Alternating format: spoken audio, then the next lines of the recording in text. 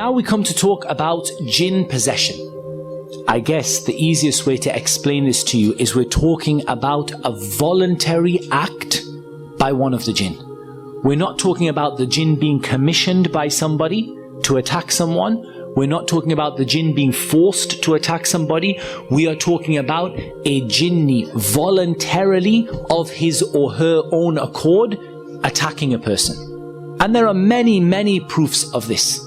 And again, one of the most common things that I hear is people who say there's no evidence that the jinn possess people, and that all of this is mental illness and so on and so forth. Say to him, no problem. Do you believe in the jinn? They say, yes, we believe in the jinn. Because you know the jinn are mentioned in the Quran, yes. And you believe that the jinn are a type of creation, yes. And you believe that the jinn are intelligent, yes. And you believe that the jinn have had interaction with human beings, and this interaction has led them both to transgression and tyranny, yes. Why don't you believe the jinn possess people? The answer will come back, and there is no other answer. The only answer will come back is that my mind cannot comprehend it. Either they'll say, I don't believe in the jinn at all, in which case they have left Islam if they have been proven to them that they understand the jinn are mentioned in the Quran, and their doubts are cleared on that issue, and they continue to say there are no such thing as the jinn, then they've disbelieved in the Quran. But there are many people who say, we believe in the jinn, but we don't believe the jinn possess people. And we say, what is your evidence? They just say the only thing they have after everything is, it doesn't make sense to me. And that's not an evidence in Islam. Rather, if we look at some of the evidence, Allah subhanahu wa ta'ala says, those who devour riba will not stand on the day of resurrection except like the standing of a person who is touched by the shaitan, possessed by the shaitan, leading him to insanity. And the word mas here is the word used for jinn possession. They are possessed by the shaitan, leading them into insanity. The Prophet ﷺ said, the shaitan flows through the son of Adam as his blood flows. And in a number of ahadith, the Prophet ﷺ removed the jinn from the bodies of people. And he would come to a person and strike him on his chest or on his back and say, leave, O enemy of Allah, and I am the messenger of Allah. Furthermore, it's not just the Quran and the Sunnah and the consensus of the Muslims, but the eyes and the ears and the senses, you see it every single day in a way that can't be explained by mental illness, and we'll talk about this probably a little bit more tomorrow. When might a person be vulnerable to jinn possession? A person perhaps might be at their most vulnerable to jinn possession at times when they forget Allah. And there are a number of evidences for this. The first is the statement of Allah subhanahu wa ta'ala, وَمَنْ يَعِشْ عَنْ ذِكْرِ الرَّحْمَنِ نُقَيِّضْ لَهُ شَيْطَانًا فَهُوَ لَهُ قَرِينٌ. Whoever turns away and lives without the remembrance of Allah, we assign for them a shaitan that will accompany them. So this tells us what? That when you're far away from the remembrance of Allah, you are vulnerable to being afflicted by the shaitan. There is another, perhaps even clearer evidence, and that is the statement of Allah subhanahu wa ta'ala, إِنَّ الَّذِينَ اتَّقَوْا إِذَا مَسَّهُمْ طَائِفٌ مِّنَ الشَّيْطَانِ تَذَكَّرُوا فَإِذَا هُمْ مُبْصِرُونَ. Those people who are obedient to Allah, when they are afflicted by something from the shaitan, a touch or a whisper, they remember Allah and then they can see clearly. So the remembrance of Allah pushes away the shaitan, and not remembering Allah draws the shaitan near to you. We also have an evidence from the Sunnah that a person is vulnerable in places that are particularly unclean or isolated. When you go to a new place, you say, أعوذ بكلمات الله التامات من شر ما خلق. I seek refuge with the perfect words of Allah from the evil that He has created, and no evil will touch you in that place. So you're in somewhere that's particularly isolated and deserted, or you end up in a new place, you drive into a new city, you climb out of your car, you say these words, nothing will afflict you. Reasons why possession occurs. Now I'm talking, why would the jinn possess somebody without being commanded or contracted to do so by a magician? The first is in order to further the aims of the shaitan. So for example, a person already has magic done to them. At this point, we've seen many cases where there are jinn that will join in and possess the person on top of the jinn that were sent by the magician. And they are simply there to help support and further the aims of the shaitan. So jinn possession that is there to further the aims of the shaitan.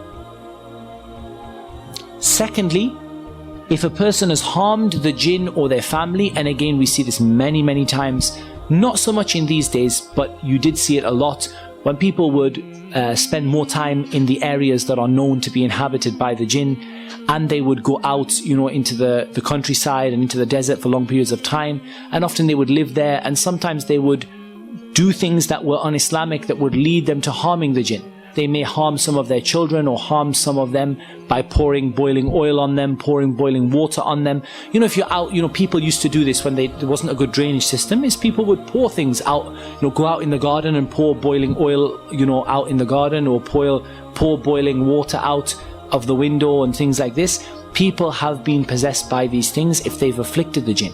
And I think there's an overwhelming body of evidence that the jinn can be harmed by some of the things that harm human beings. We now come on to the topic of common signs of jinn possession. There are many signs of jinn possession, and the most important thing to emphasize to you in this regard is that they are shared with many other illnesses and problems. And so there is no guarantee that everyone who displays these symptoms is possessed by a jinn. I'll give you a simple example that everyone can understand. You come to the doctor, your local GP, you say to him that I have a headache. You might need glasses, you might not have slept the night before, you might have a brain tumor, could be anything, from the most insignificant thing to the most severe thing. And he will diagnose you according to other symptoms that you have, ask you about other things, and come to a conclusion about what is actually wrong. Likewise, it would be a huge mistake for somebody to take these signs of jinn possession and to guarantee that everyone who displays them has a problem with the jinn. From the common signs of possession are sudden, rapid changes in personality, personality disorders, and split personality. Many times the Quran talks about insanity in a completely different context to the jinn. So this affirms that there are medical disorders that affect a person's mental state. However, it would also be a huge mistake to discount the role of the jinn in medical psychiatric disorders. Many people have psychiatric problems, many of them are afflicted by the jinn. And many of them, subhanallah, we have recited upon, and they have got better in a way that could not be conceived by modern medicine. I.e., the psychiatrist says to them, there is no cure for what you have. I can only suppress the symptoms. And you treat them with the Quran for a week and they're cured and they no longer need their medication. Also from these symptoms are a change in facial structure or voice, and you really have to see this to appreciate it. When a person's entire face and entire voice completely twists and changes. In fact, you may hear a woman talking in the voice of a man, man talking in the voice of a woman, or the voice of a child, a complete twist of the face so that you no longer can see the person in the way that they normally are. It looks like a totally different person. Sudden displays of extreme emotion, often at inappropriate times, like laughing when everyone is crying, crying when everyone is laughing. Complaints of crawling ants, like feeling like ants crawling up and down the body, heat in the body, something in the throat or in the stomach, a sudden change in ability such as being able to speak another language without any experience, severe and repeating nightmares, sleep problems like sleep paralysis, feeling like something is holding you down, sleepwalking, hallucinations, and I've experienced a jinn hallucination. It's not very nice. I woke up in India with a rather large needle driven through my forearm, and it was under the skin, and I woke up, I switched my phone off, I sat up, it was quite clearly in my arm, and I began to pull it out of my arm, and as I was pulling it out of my arm, it was about as thick as a biro pen. and I was pulling it out of my arm, the blood was appearing on the wall of the hotel room. Like, I'm looking at my arm and there's no blood. I'm looking at the hotel wall and there's blood on the wall. And I'm thinking, that's weird.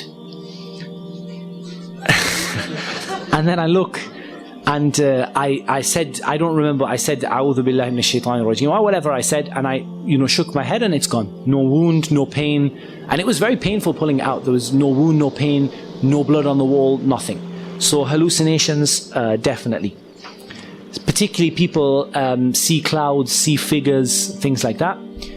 Liking to be in places associated with the jinn. Like liking to be in places of filth, liking to be in places of isolation. Extreme increased physical strength.